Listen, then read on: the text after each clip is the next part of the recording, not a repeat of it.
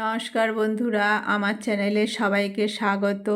আজকে আমি বানাচ্ছি একটা পিঠের রেসিপি। এটা ছোট থেকে বড় সবাই খেতে পারবে, বাচ্চাদের স্কুলের টিফিনেও দেওয়া যেতে পারে। আশা করছি আপনাদের সকলের খুব ভালো লাগবে। তো আমি একটা বাটিতে 200 গ্রাম মতো সুজি নিয়েছি, আর হাফ লিটার দুধ থেকে আমি ছানা তৈরি করে জলটা ঝরিয়ে নিয়েছি, আর একটা পেঁয়াজ আর দুটো কাঁচা লঙ্কা ছোট ছোট টুকরো করে কেটে নিয়েছি। এবার আমি একটা কড়াই নিয়ে তাতে জল গরম করতে দিয়েছি। জলটা গরম হয়ে গেলে এর মধ্যে আমি পরিমাণ মতো একটু নুন দিলাম। নুনটা দিয়ে একটু নেড়ে নিতে হবে যাতে নুনটা জলের সাথে গুলে যায়। তারপর আমি যে এক বাটি সুজি নিয়েছিলাম সেটা আস্তে আস্তে জলের মধ্যে দিয়ে দেব, এবং সঙ্গে সঙ্গে এটাকে নাড়তে হবে, না নাড়লে এটা সুজিটা দলা পাকিয়ে যেতে পারে। কন্টিনিউ নাড়তে নাড়তে দেখবেন সুজিটা আস্তে আস্তে ঘন হয়ে যাচ্ছে আর জলটাও শুকিয়ে যাবে। এইভাবে 4-5 মিনিট মতো নাড়তে নাড়তে গ্যাসটা মিডিয়ামে রেখে, সুজিটা আস্তে আস্তে দেখুন আগের থেকে অনেক শক্ত হয়ে গেছে। তারপর গ্যাসটা বন্ধ করে দিলাম। এবার এটাকে সরিয়ে একটা ডেকচির মধ্যে ঢেলে নিলাম। এটা গরম আছে তাই এটাকে ঠান্ডা করতে দিলাম। এবার পিঠের ভিতরে যে পুরটা দেব সেটা বানাবো, তার জন্য একটা কড়াই গরম করেছি। কড়াই গরম করে তার মধ্যে 2 চামচ মতো রিফাইন তেল দিলাম। তেল দিয়ে জিরে আর যে পেঁয়াজ আর কাঁচা লঙ্কা কেটে রেখেছিলাম সেগুলো দিয়ে দিতে হবে। অল্প একটু নুনও দিলাম। তারপর পেঁয়াজটাকে ভালোভাবে ভাজতে হবে। পেঁয়াজটা যখন হালকা ভাজা হয়ে যাবে, হালকা ব্রাউন কালার হবে, তখন ওর মধ্যে জল ঝরিয়ে রাখা ছানাগুলো দিয়ে দিতে হবে।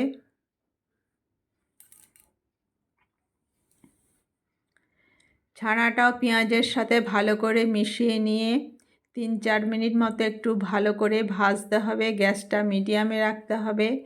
ছানার মধ্যে যে জলটা থাকে সেটাও শুকিয়ে যাবে, আস্তে আস্তে একটু ঝরঝরে হয়ে যাবে। দেখুন 3-4 মিনিট মতো নাড়ার পর এটাও রেডি হয়ে গেল। এবার পুরটাকে একটু ঠান্ডা করতে দিলাম। তারপর যে সুজিটা আমি বানিয়েছিলাম সেটার মধ্যে 4 চামচ মতো ময়দা দিয়ে এবার ময়দা সুজি ভালো করে মাখিয়ে নিতে হবে। মাখানোর পর এটা থেকে আমরা যেরকম রুটি বানাই তেমনি লেচি কেটে নেব। এই যে লেচি কেটে নিয়েছি। এবার এটা একটা চাকতির মধ্যে একটু ময়দা নিয়ে একটা লেচি রেখে হাতে করে আস্তে আস্তে প্রেসার দেব। একটু গোল চ্যাপ্টা মতো করে নিতে হবে। তারপর একটা থালার উপরে রেখে যে পুরটা বানিয়েছিলাম সেটা মাঝখানে দিলাম। মাঝখানে দিয়ে চারিদিক থেকে মুখটাকে আটকে দেব।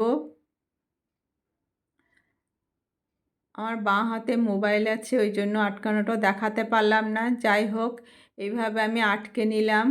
তারপর হাতে একটু ময়দা লাগিয়ে এবার এর ওপরে আস্তে আস্তে প্রেসার দেব। এটাকেও একটু চ্যাপ্টা করে নেব যাতে পুরটা ভেতরে চারিদিকে হয়। এইভাবে আমি সমস্ত পিঠেগুলো বানিয়ে নিলাম। এবার এগুলোকে ভাজবো, তার জন্য কড়াইয়ে রিফাইন তেল গরম করতে দিয়েছি। এবার একটা করে পিঠে আমি প্রথমে একটা পিঠে দিলাম। গ্যাসটাকে মিডিয়ামে রাখবো। তেলটা ভালোভাবে গরম করে নিতে হবে। তারপর একটা ছাঁকনির সাহায্যে একটু নেড়ে দিলেই দেখুন এটা আস্তে আস্তে ফুলে যাবে, এবং এক সাইড হলে এটাকে উল্টে দেব। এইভাবে একবার এই পিঠাটা বানিয়ে দেখবেন বন্ধুরা, খেতে দারুণ হয়। বিকালবেলায় চায়ের সাথে খেতেও দারুণ লাগে। তারপর 2 সাইডই যখন হালকা ব্রাউন কালার হয়ে যাবে তখন এটাকে তুলে নেব। নতুন বন্ধুরা যদি আমার রেসিপিটা ভালো লাগে আমার চ্যানেলটি সাবস্ক্রাইব করে আমার পাশে থাকবেন, লাইক কমেন্ট করবেন। এইভাবে সমস্ত পিঠেগুলো আমি ভেজে নিলাম। পুরানো বন্ধুদের অনেক ধন্যবাদ এইভাবে আমার পাশে থাকার জন্য। সমস্ত পিঠেগুলো দেখুন কি সুন্দর ফুলে গেছে, দেখতেও সুন্দর লাগছে, খেতেও খুবই টেস্টি হয়। এইভাবে আমার সমস্ত পিঠেগুলো ভাজা হয়ে গেল। পিঠের রেসিপিটা ভালো লাগলে লাইক কমেন্ট করবেন। আজ এখানেই শেষ করছি। সবাই ভালো থাকবেন, সুস্থ থাকবেন। Bye bye.